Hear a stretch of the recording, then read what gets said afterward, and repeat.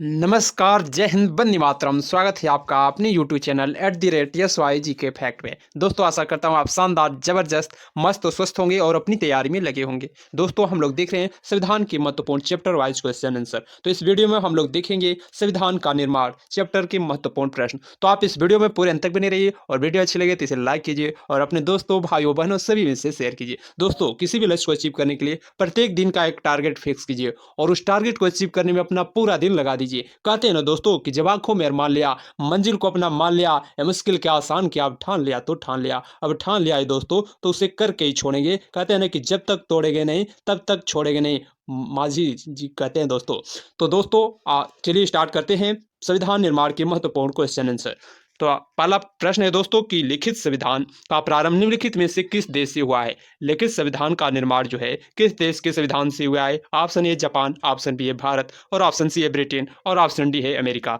लिखित संविधान का प्रारंभ निम्नलिखित में से किस देश से हुआ है। तो क्वेश्चन नंबर फर्स्ट का करेक्ट आंसर होगा अमेरिका देश से लिया गया है। ऑप्शन डी इसका करेक्ट आंसर होगा। अगला क्वेश्चन है कि भारत के संविधान में उद्देशिका का विचार लिया गया है। उद्देशिका का विचार किस देश से लिया गया है। ऑप्शन ए है इटली के संविधान से, ऑप्शन बी है कनाडा के संविधान से और ऑप्शन सी है फ्रांस के संविधान से, ऑप्शन डी है यूएसए के संविधान से।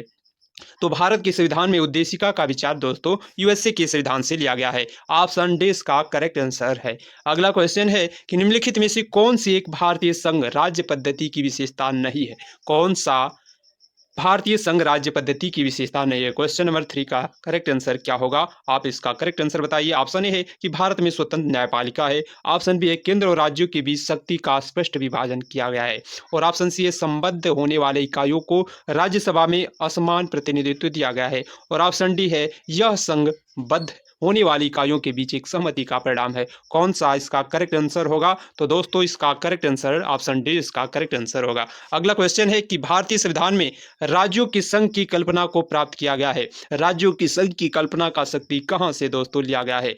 भारतीय संविधान में राज्यों के संघ की कल्पना को प्राप्त किया गया है, किस संविधान से लिया गया है। क्वेश्चन नंबर 4 का करेक्ट आंसर क्या होगा। तो ब्रिटिश नॉर्थ अमेरिका अधिनियम से लिया गया है। क्वेश्चन नंबर 4 का करेक्ट आंसर होगा ब्रिटिश नॉर्थ अमेरिका अधिनियम से दोस्तों राज्यों की संघ की कल्पना लिया गया है। ये सारे क्वेश्चन बहुत ही टॉप सिलेक्टिव क्वेश्चन है, किसी न किसी एग्जाम में पूछे गए हैं और आने वाले जितने भी एग्जाम है दोस्तों, UP police, Bihar police, Madhya Pradesh police, UP PCS, RO, यारो, बैंक, एसएससी, रेलवे, सारे एग्जाम में दोस्तों जरूर क्वेश्चन बनते हैं। तो आप इस वीडियो में पूरे अंत तक रहिए और सभी क्वेश्चन का आंसर देते चलिए और वीडियो अच्छी लग रही है तो अपने दोस्तों, भाइयों, बहनों सभी में से शेयर कीजिए। अगला क्वेश्चन देखते हैं। क्वेश्चन नंबर 5 है दोस्तों कि निम्नलिखित विद्वानों में से किसने भारत के संविधान को जीवन रहित जाल के रूप में अवधारित किया है। किसने किया है। ऑप्शन ए है MP पायली, ऑप्शन बी है DD बसु और ऑप्शन सी है ग्रेवलिन ऑस्टिन और ऑप्शन डी है सुभाष कश्यप ने।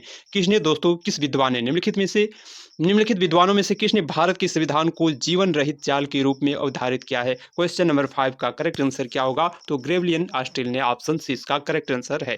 अगला क्वेश्चन है कि इनमें से कौन संविधान सभा के प्रारूप समिति का सदस्य नहीं था। प्रारूप समिति के सदस्य नहीं था दोस्तों, बताना है कौन नहीं थे।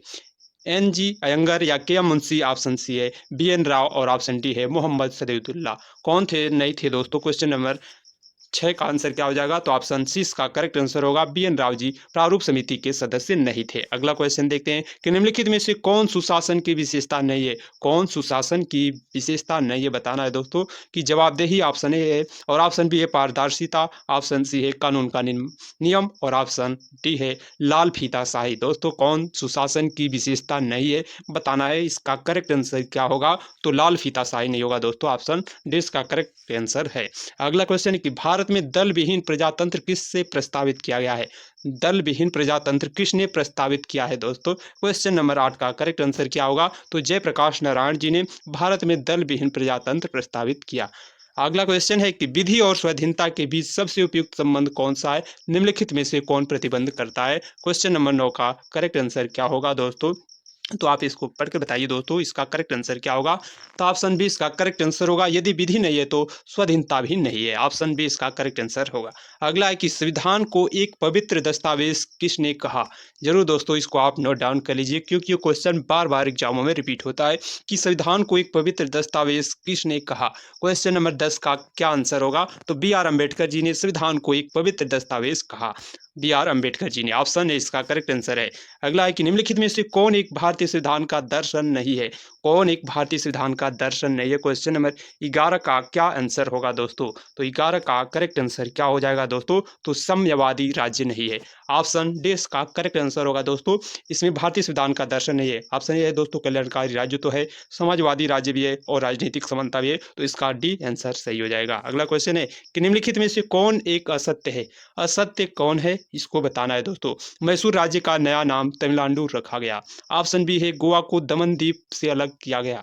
और ऑप्शन सी है मुंबई राज्य गुजरात और महाराष्ट्र में विभाजित किया गया।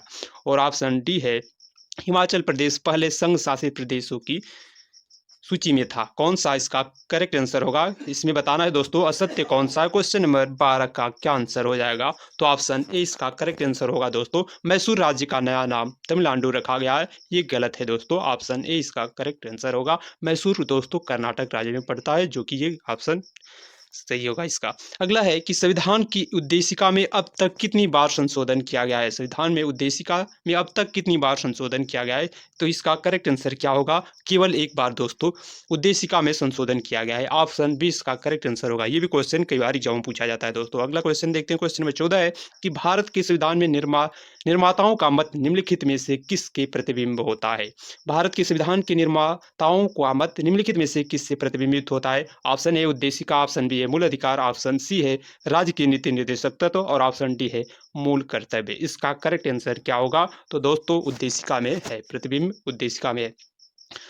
अगला क्वेश्चन है, क्वेश्चन नंबर 15 है कि भारतीय संविधान में निम्नलिखित में से कौन सी विशेषता है जिसको सोवियत सोसाइटी रिपब्लिक से लिया गया है? तो कहाँ से दोस्तों कौन सा इसमें लिया गया है? मौलिक अधिकार कहाँ से लिया गया है दोस्तों? क्वेश्चन नंबर 15 का आंसर क्या? मौलिक अधिकार दोस्तों, मौलिक कर्तव्य रूस से, मौलिक अधिकार अमेरिका से लिया गया है दोस्तों। और जो है इसका करेक्ट आंसर क्या होगा? पंचवर्षीय योजना दोस्तों सोवियत सोसाइटी रिपब्लिक से लिया गया। क्वेश्चन नंबर 15 का ऑप्शन बी इसका करेक्ट आंसर होगा। प्रस्तावना दोस्तों कहाँ से लिया गया है और समवर्ती सूची कहाँ से ली गई? आप इसका कमेंट बॉक्स में लिखकर आंसर बताइए। अगला क्वेश्चन है कि स्वतंत्रता, समानता और बंधुत्व की अवधारणा भारत के संविधान की प्रस्तावना में निहित किस देश के संविधान से ली गई है? ये इंपॉर्टेंट क्वेश्चन है दोस्तों। स्वतंत्रता, समानता और बंधुत्व की अवधारणा भारत के संविधान की प्रस्तावना में निहित किस देश के संविधान से ली गई है? Option A Australia, option B है कनाडा, ऑप्शन सी है जर्मनी और ऑप्शन डी है फ्रांस।